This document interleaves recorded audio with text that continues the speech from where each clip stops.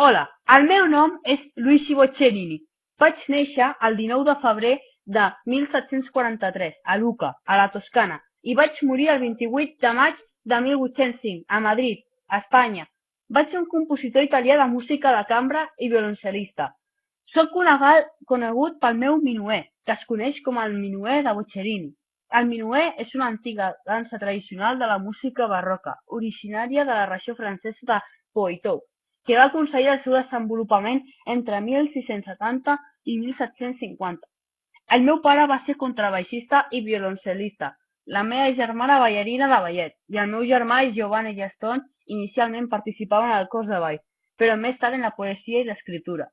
Vaig donar un impuls important a la música de cambra deixant entre altres obres les següents: 124 quintets de corda, 90 quartets de corda, 48 trios, més de 21 sonates per a violoncel i baix continu, 28 simfonies, 11 concerts per a violoncel i orquestra, la sarsuela, la clementina i la meva famosa música nocturna dels carrers de Madrid, quintet per a corda en do major.